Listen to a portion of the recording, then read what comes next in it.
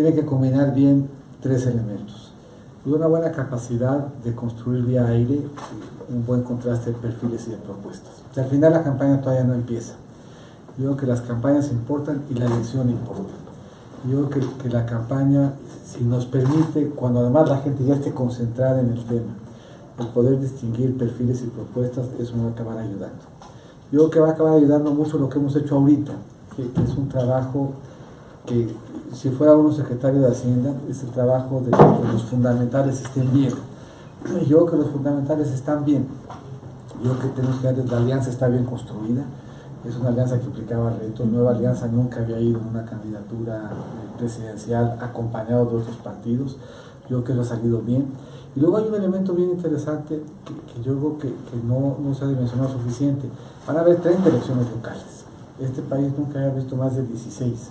Entonces, toda la construcción durante este periodo de un partido que procese esas 30 candidaturas con diferentes combinaciones de alianzas, algunas sí, otras no, lo local diferente de lo federal, y hacerlo en un contexto en donde al mismo tiempo se siente esperanza y unidad, sí le da muy buenos fundamentos ya al arranque de la campaña.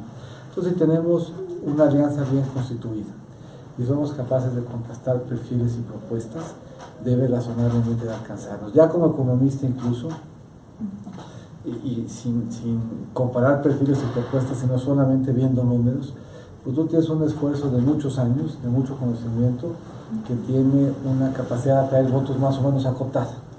Tienes un esfuerzo intermedio que tiene también, respecto al conocimiento, una capacidad acotada. Y tienes un esfuerzo que no está todavía bien definido en términos de conocimiento con el electorado, y en donde habrá oportunidad de hacerlo, que en el arranque es competitivo, en condiciones muy complicadas, y eso hace pensar que de las tres opciones la que tiene más posibilidad de crecer en la campaña es la nuestra.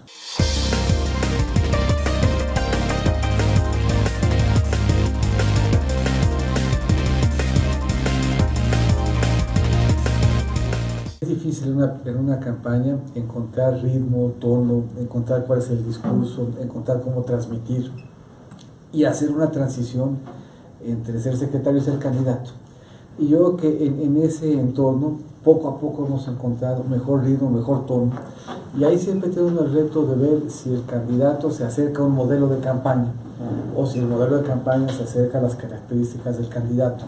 Y yo creo que en esos esfuerzos, sobre todo en el arranque, a lo mejor nos fuimos mucho a que el candidato se acercara a una forma de hacer campaña que no era la que le resultaba más natural. Y yo creo que encontraremos mejor tono, mejor formato, mejor voz para transmitir esa emoción en un esfuerzo de campaña que se acerque más al perfil de las características del candidato.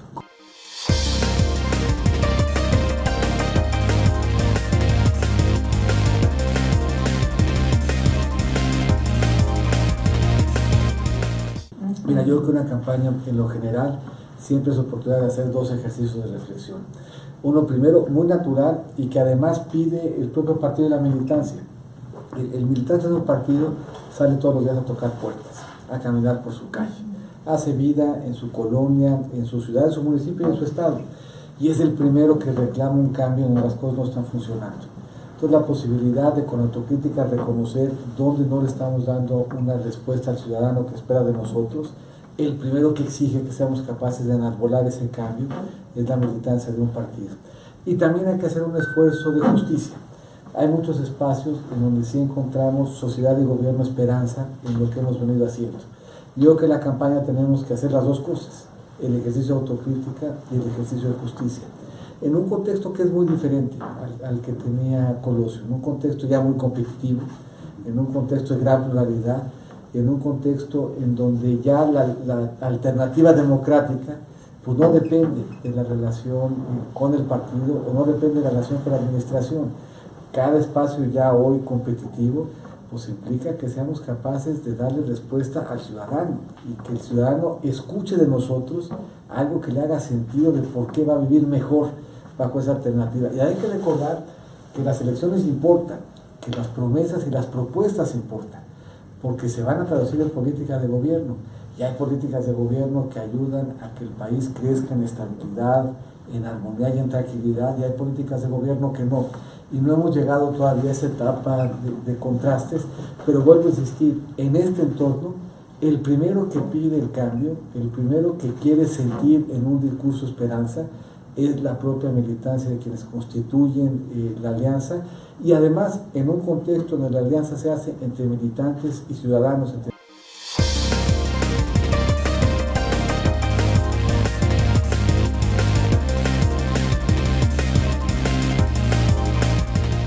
De hecho, si nos acordamos un poco viéndonos hacia atrás, pues parte de lo que generó emoción y entusiasmo fue la desregulación que vimos suceder a mediados de los 80, principios de los 90. Esa desregulación claramente quedó inconclusa. En un país en donde tenemos estados en donde 1 de cada 3 adultos es burócrata.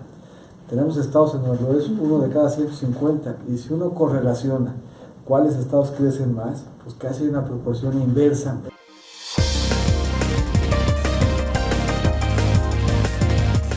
No había más alternativa para hacer el aeropuerto. Hidalgo, geoespacialmente hablando, no era viable. México necesita 3 pistas operando simultáneamente para tener más o menos 3 operaciones simultáneas.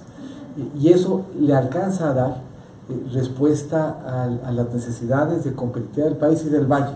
Pero luego uno tiende a pensar un poco en la dimensión que uno ve, pues que es el plano casi en tierra, sin ponerse a pensar que los aviones los pesca uno a 40 millas en el acercamiento hacia el aeropuerto. Y todo lo que tiene que ver es cuál terreno en tierra es el que es compatible con el tráfico aéreo que implica. Geoespacialmente no había ninguna alternativa más que donde se está construyendo. Y la refinería termina un poco con eso, pero regreso al tema de desregulación. En todo el continente americano prácticamente no se construyen refinerías. Lo que se hace es que se reconfigura. Permanentemente se están reconfigurando, e Hidalgo no es una excepción. La refinería de Hidalgo, ahora que se llevaron las nuevas coquizadoras, las 5 nuevas coquizadoras, prácticamente va a desaparecer ya el combustorio para que se convierta y se incremente en casi 50% la capacidad de refinación que ahí se tiene, con un elemento último. Lo que es importante es que usemos la energía para tener industria de la transformación. El sector energético per se, en particular la refinación, no es intensiva en mano de obra.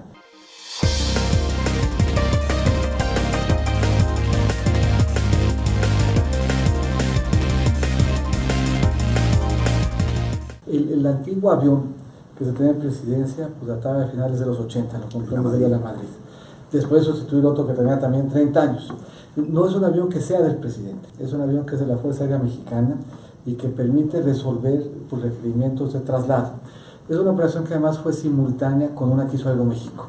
Aeroméxico en esa época hizo una de las compras de aviones más importantes que se habían hecho en México.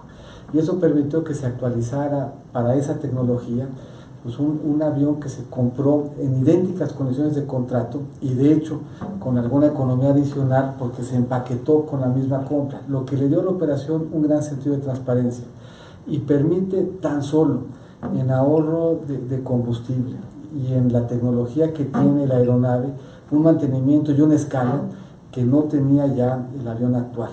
El avión actual, solamente para ubicarlo en perspectiva, tiene clausurados uno de sus 2 tanques de gasolina, porque recuperar ese tanque de gasolina era más caro que comprar un avión nuevo.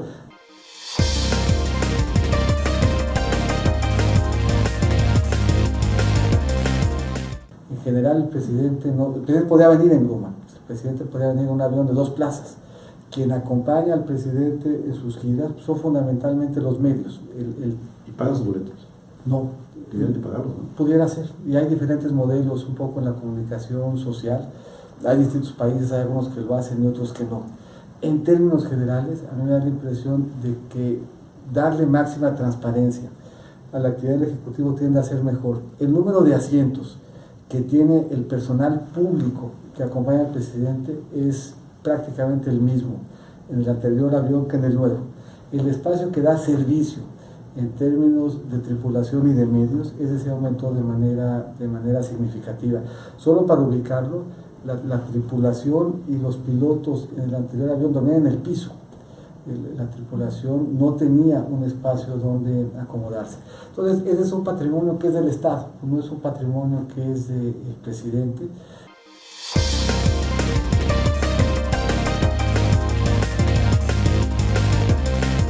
Yo fui director de Banrural, y en esa actividad vine mucho a Guanajuato, director de Banrural y después director de Financiera Rural. Banrural, el sistema de bancos rurales, llegó a tener la flota aérea más grande del sector público después de la Fuerza Aérea. Tenía una flotilla de más de 40 aviones y 15 helicópteros. Cuando yo fui director general, se cerró el banco y se vendieron los aviones. Primero, de hecho, se vendieron los aviones y luego se cerró el banco. Y pasamos de un banco, de un sistema de bancos que perdía más o menos 10,000 millones de pesos cada año y que tenía que rescatarse cada 3, a una institución que más o menos con la quinta parte del personal, con la 10ª parte del costo y con la 15ª parte de la cartera vencida, en 15 años, que va a cumplir este año en julio, nunca requirió una inyección de recursos públicos adicionales.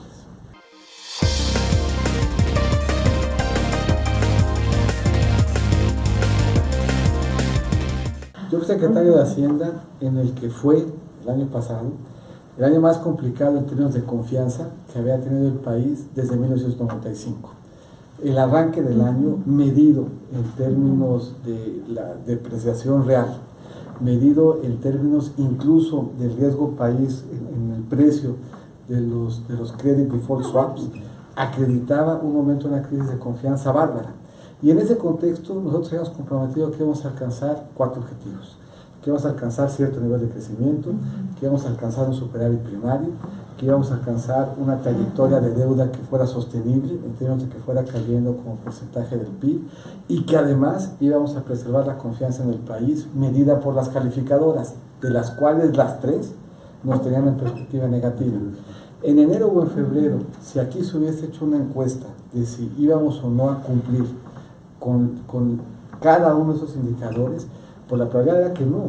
De hecho, si nosotros revisábamos las encuestas de crecimiento entre enero y marzo, todos pensaban que íbamos a crecer más o menos la mitad de lo que crecimos.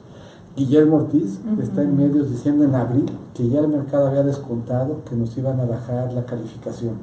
Y al término del año, por primera vez en una década, tuvimos un superávit primario, el gasto del gobierno federal cayó en casi 10%, tuvimos una reducción por primera vez en una década de la deuda como porcentaje del PIB, en el equivalente de 2 puntos del PIB. La economía creció por arriba del rango central del pronóstico de crecimiento que se había aprobado y las calificadoras, 2 de ellas, mejoraron su perspectiva de riesgo de la economía mexicana.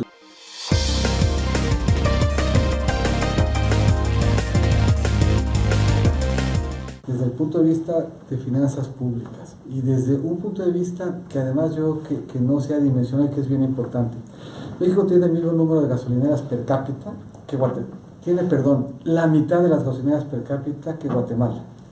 Tiene la 4ª parte que en Estados Unidos. Tenemos 3 días de seguridad energética. Nadie invertía en México en logística, en almacenamiento, en transporte. Por todo ello, porque no teníamos un mercado de gasolinas, siendo el 6º mercado más grande en todo el mundo de gasolinas. Y la razón por la que eso no pasaba es porque teníamos un sector cerrado.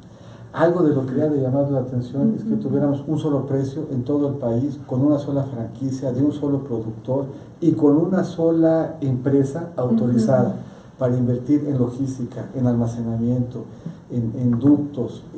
Y hoy lo que tenemos es un número muy importante de personas que están invirtiendo en estaciones de servicios, cada uno con su propia política comercial, ampliando no solamente la seguridad energética, sino la capacidad de atender de mejor manera a los consumidores.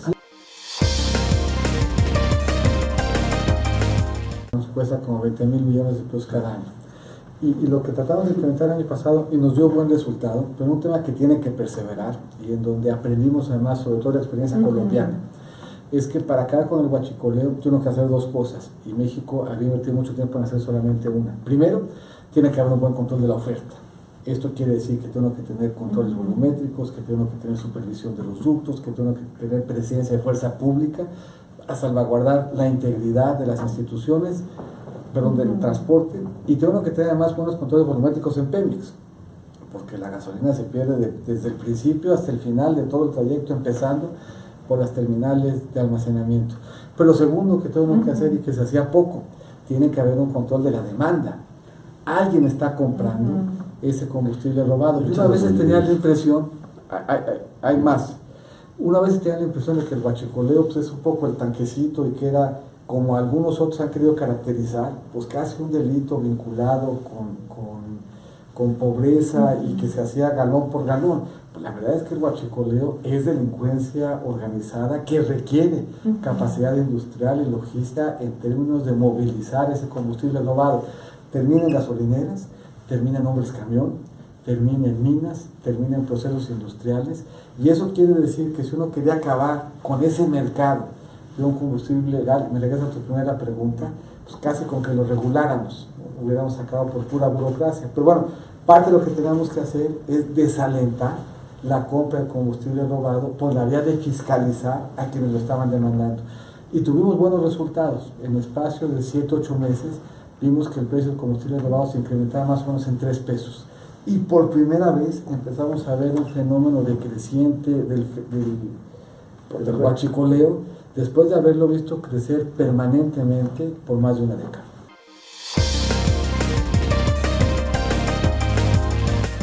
Si yo lo quisiera sintetizar en una sola expresión, lo que a México le hace falta es Estado de Derecho. El reto del problema en México es un reto de Estado de Derecho. El reto de seguridad en México es un reto de Estado de Derecho. El reto de corrupción en México es un reto de Estado de Derecho. Y ahí yo creo que vale la pena hacer un poco la siguiente reflexión. Cuando nos hemos puesto de acuerdo en la forma institucional de enfrentar un reto, México es capaz de construir grandes instituciones. No habrá ninguna razón para pensar que estas 3 no podríamos superarlas. Pero es un tema solamente de voluntad. Y ahí es donde me parece que estriba lo que va a ser importante en esta elección. No es suficiente con que los precandidatos digan que están comprometidos con el Estado de Derecho.